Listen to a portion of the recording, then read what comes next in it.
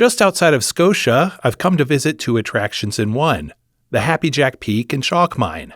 The peak is the highest point around, overlooking the North Loop River Valley. Happy Jack Peak is named after a man named John Schwerigan, and he came here in 1869. That's Happy Jack interim manager Katie Davis. He was a trapper and a fur trader, and also a scout for the United States Army.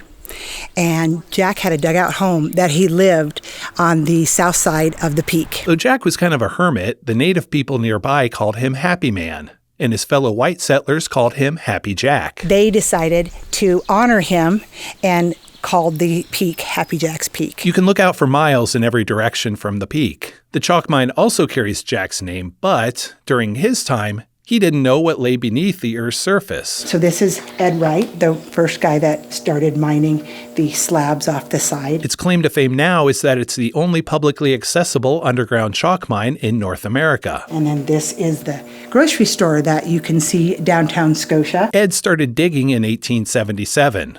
The Scotia Chalk Building from 1887 still stands. It was Ed's dream to have these buildings that stayed forever. He would be glad to know his dream still does stand.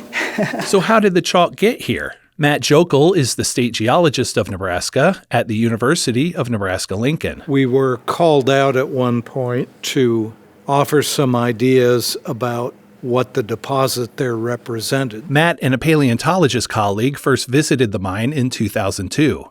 Their findings were curious. It's a chalk that isn't chalk, so we couldn't call it a chalk, but it isn't as though the word calcareous diatomite rolls right off the tongue. It doesn't. Chalk or not technically chalk, the deposit was a useful resource. It was used in area building foundations and was included in the cement at Fort Hartsuff. The Omaha Paint Company took ownership in the 1920s and used the chalk as a mineral filler. It's also been added to cosmetics, livestock feed, polishes, and grout. It was deposited a mere several million years ago, and it's a soft rock made up of the skeletons of little organisms that live in the water column and at the bottom of shallow lakes. Both Katie and Matt told me about the mine's trace fossils, which aren't remains of life forms but are preserved records of biological activity.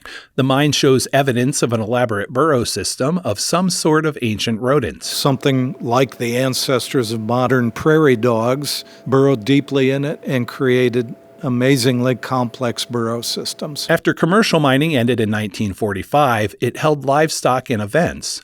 The Nebraska State Game and Parks Division took over in the 60s and turned it into a wayside area for picnicking and exploration. Due to safety concerns, it was closed in the 70s.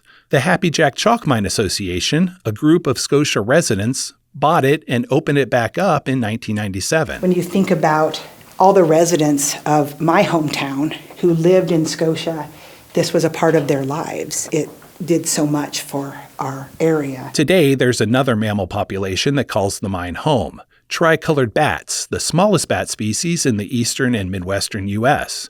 They like the dark in the year-round mid-50s degree climate. Katie pointed a couple out during our tour, but saved the best one for last. This is Jimmy.